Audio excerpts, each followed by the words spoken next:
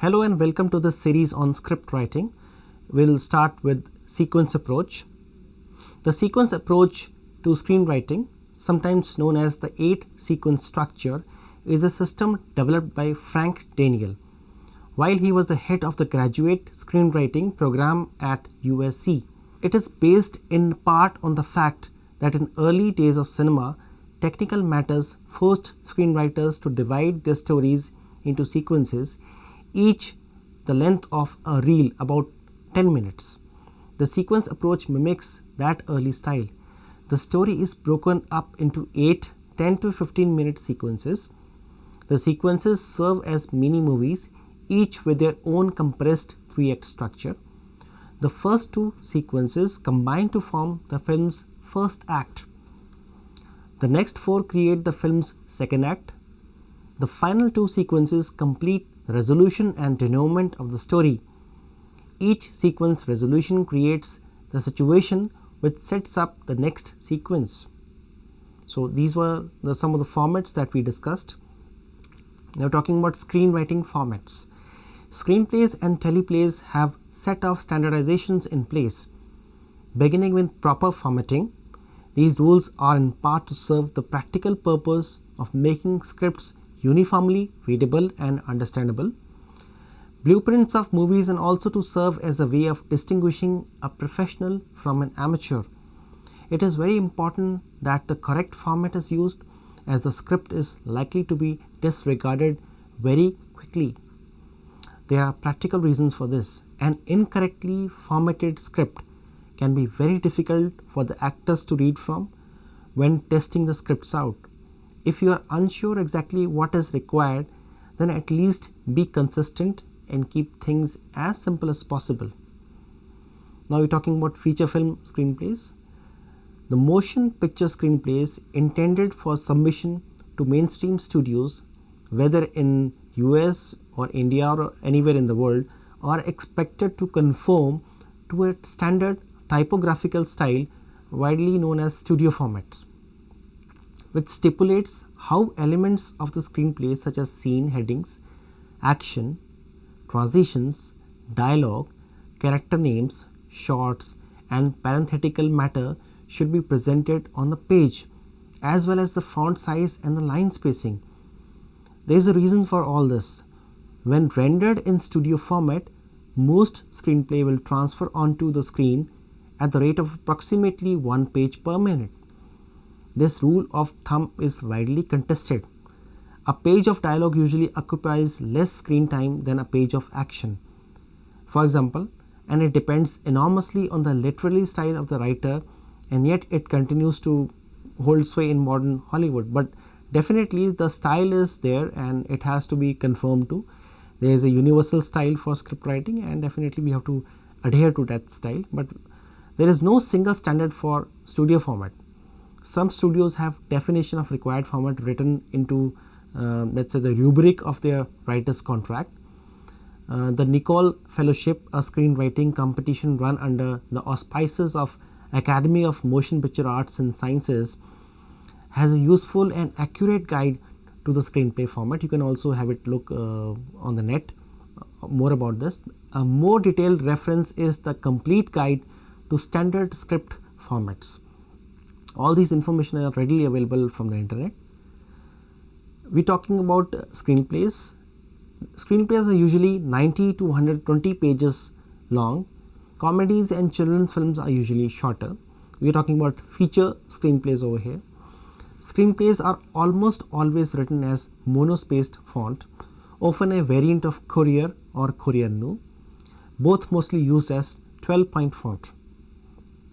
If you talk about television, especially in context of the professional American TV shows also, the format rules for hour-long dramas and single camera sitcoms are essentially the same as for motion picture formats. The main difference is that TV scripts have act breaks. Drama series and sitcoms are no longer the only formats that require the skills of a writer. With reality-based programming crossing genres to create various hybrid programs, many of the so-called reality programs are in a large part scripted in a format. That is, the overall skeleton of the show and its episodes are written to dictate the content and the direction of the program.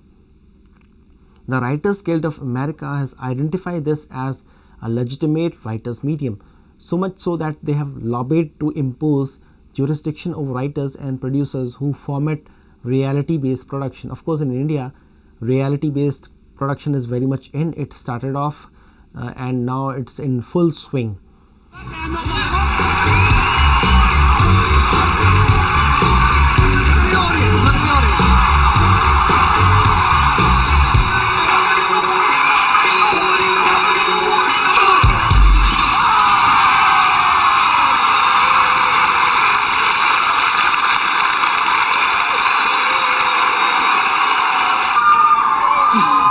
Okay, Amanda. I am just absolutely dumbstruck. That was bloody brilliant.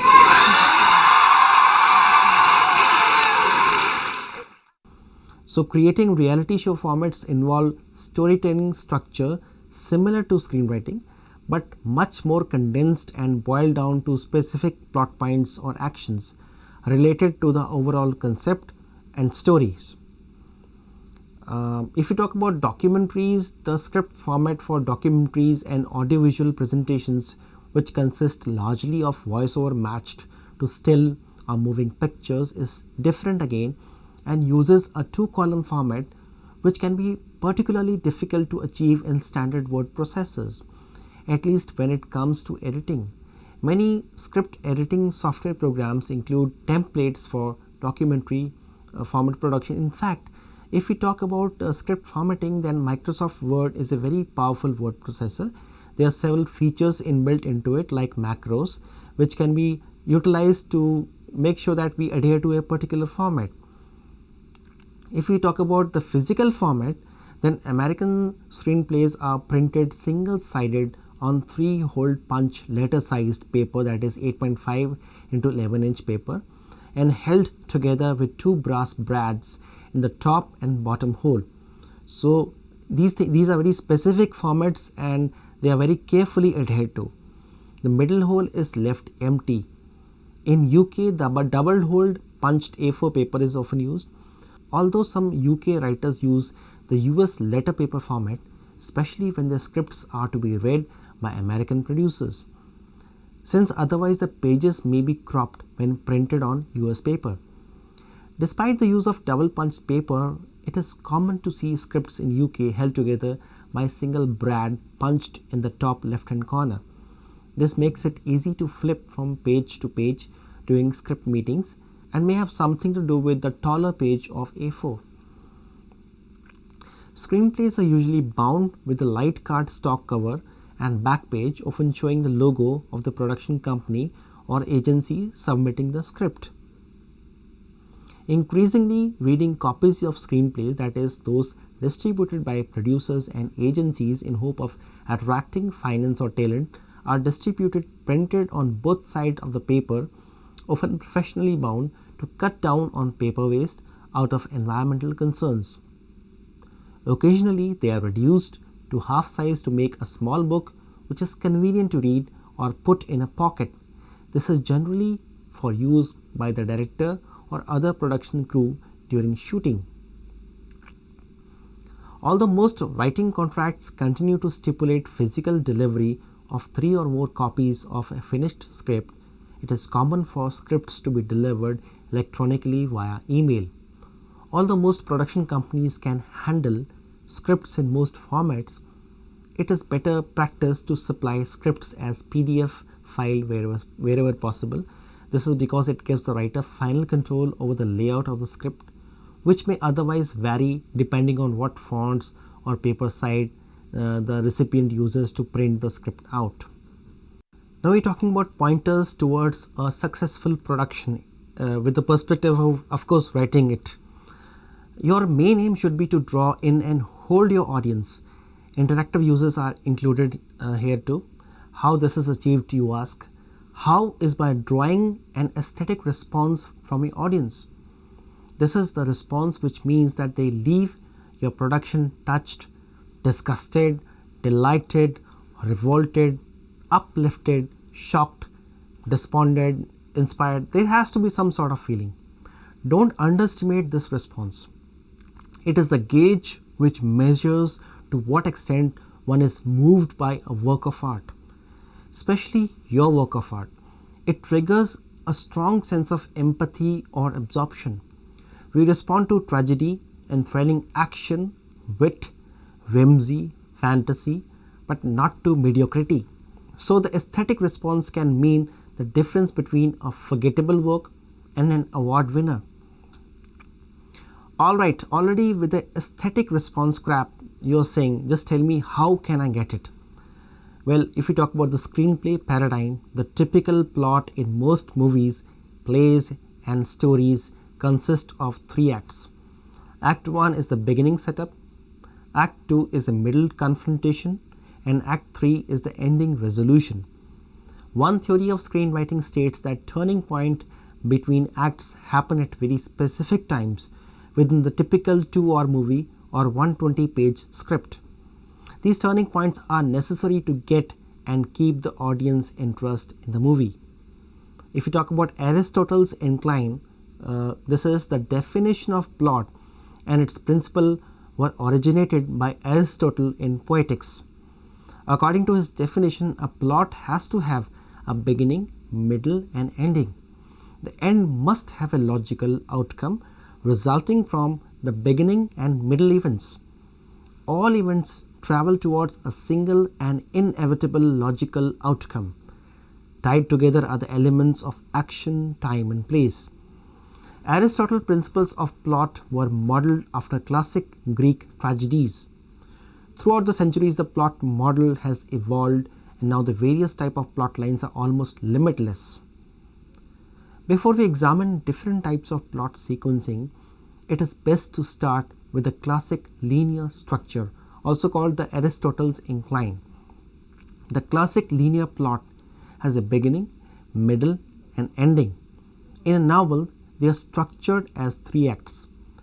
If you were to draw a diagram of this plot line, it would look like a diagonal line starting at the left, building towards a climax which ends on the right. The line is divided into thirds, each third for each of 3 acts. At the bottom left, at the very beginning of Act 1, is your opening scene. Your ending scene will be at the top of the incline on the far right. In the middle of your incline is your midpoint scene. A novel using this type of plot line, or any film using this type of plot line, will have 6 key scenes. Because of time and word constraints, a short story won't have these many full scenes, but you can still use this diagram to outline your story. So the 6 key scenes are: number 1, the opening scene; number 2, the plot point 1; number 3, the midpoint or reversal scene; number 4, plot point 2; number 5, climax; number 6, ending scene. Let's go more detail into all this. Act 1 is your beginning of the story. It is the startup. Here you introduce your characters, reveal their conflicts. Act 1 closes with a turning point with plot point 1. This is important. And then the curtain to Act 2 opens. In Act 2, obstacle intensify the conflict. Act 2 will contain the reversal scene at its midpoint and will close with plot point 2, another key scene that will signal the ending of Act 2 and bring up the curtain for Act 3. Act 3 contains the climax and the ending scene. Opening scene. Your opening scene is your reader's first glimpse into your story. It is the scene that determines whether or not your reader will watch your film or continue with the rest of the story. It introduces your characters and conflicts while also setting the tone and mood for the rest of the story. Cinderella opens with the king's decision to have a ball in order to find a suitable wife for his son, heir to the throne. John Irving wrote, "Know the story as much of the story as you can possibly know, if not the whole story, before you commit yourself to the first paragraph. Know the story, the whole story if possible, before you fall in love with your first sentence, not to mention your first chapter. So let's talk about plot point 1. After opening your scene, your next key scene is plot point 1. This is the scene that closes the first act of your story. The purpose of the scene is to finish the setting up of conflicts and characters. At the end of plot point 1, the tone, time, pace changes. In Cinderella, it is when the fairy godmother has dressed up Cinderella in a beautiful gown and glass slippers and tells her that she must be home by midnight. Shade of your eyes. Something simple, but daring too. Oh, just leave it to me. What a gown this will be. Bibbidi-bop, bibbidi-bop, bibbidi-bop. Oh, it's a beautiful dress. Did you ever see such a beautiful dress? And look, glass slippers. Why, it's like a dream. A wonderful dream come true. Yes, my child. But like all dreams, well, I'm afraid this can't last forever. You'll have only till midnight, and then... Midnight? Oh, thank you. Oh, no, just a minute. You must understand, my dear. On the stroke of 12, the spell will be broken, and everything will be as it was before. Now we talk about midpoint or reversal. In a movie, the midpoint occurs at the midpoint, that is the end of the first hour of a 2-hour movie, or around page 60 in a script. In a novel or a story, you will also have a midpoint. Understanding the importance of this key scene will help you to prevent a boring, floundering middle of a story or middle of the book blues. Sid Field, author of Screenwriter's Workbook, defines the midpoint as a pit stop, a destination, a beacon that guides you and keeps you on course during the execution of your storyline. The midpoint of your story is the scene that causes a big change in your character. It can also be called a reversal. In a romance, the couple might break up, or the platonic couple might become romantic. In a mystery, it could be a violent action or something that thwarts the investigation. In Cinderella, the midpoint occurs when the prince and the Cinderella are dancing, they fall in love, and she forgets about her curfew, that is the timing when she has to return back to the home.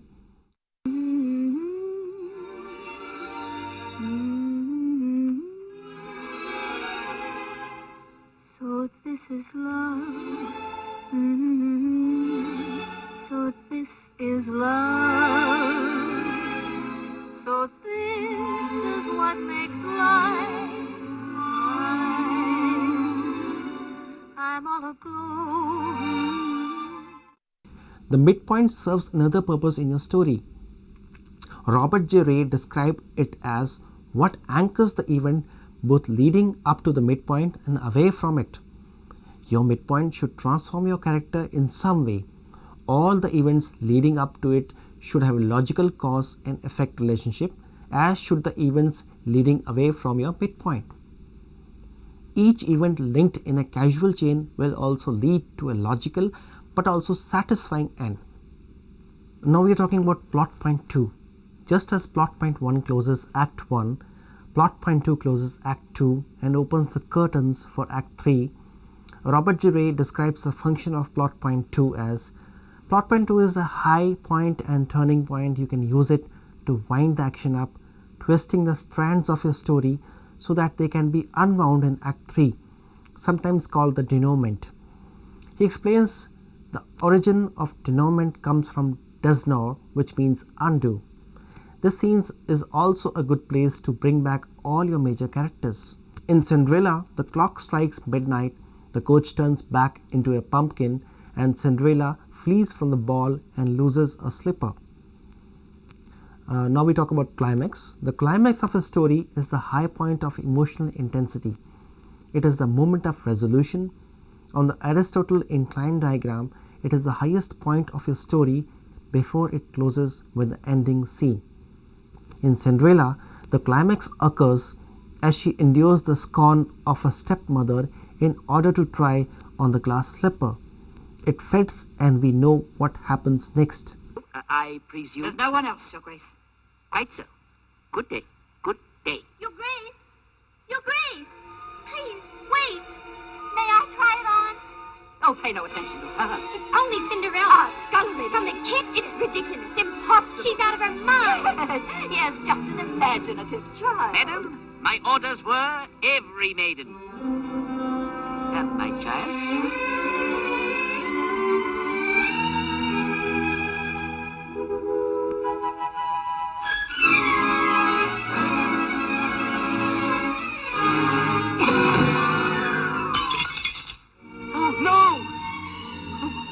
No.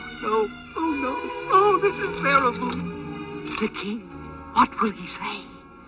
What will he do? But perhaps if it would help. No, nothing can help now. Nothing. But you see, I have the other slipper.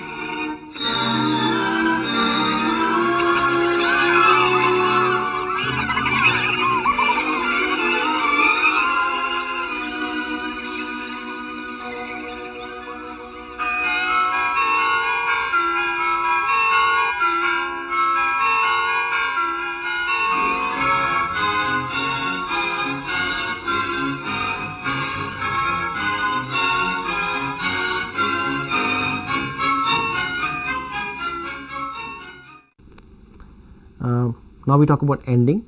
The ending scene is the final scene of your story. At this point, everything has come to a logical resolution. An ideal ending scene should have a final image that remains in the audience mind after they have finished with the film. Depending on what version of Cinderella you have read or watched, the ending scene will be different. Usually though, it is of Cinderella and the prince riding off to start their new life.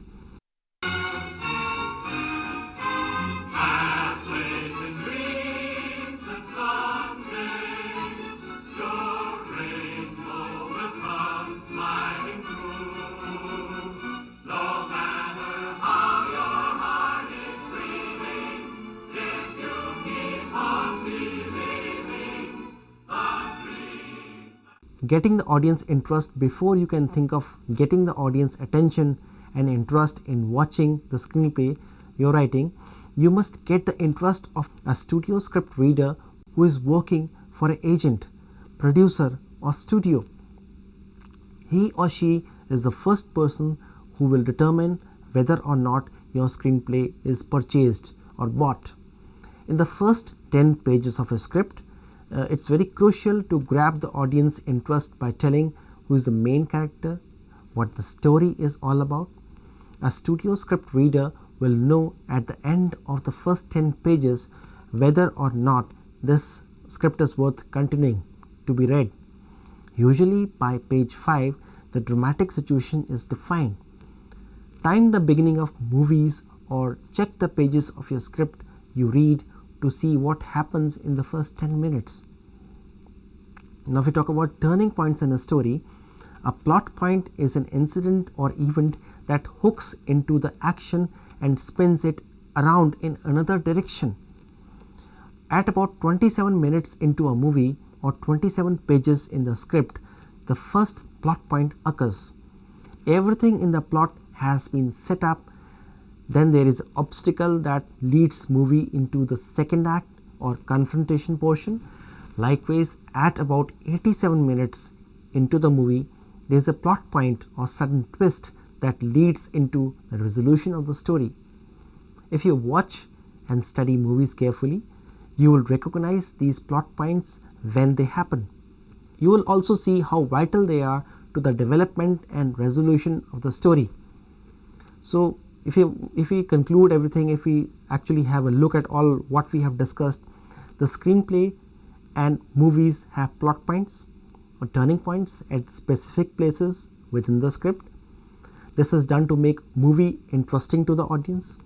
A writer must also make sure his or her movie hooks a reader by defining the action within the first 5 or 10 pages of the script.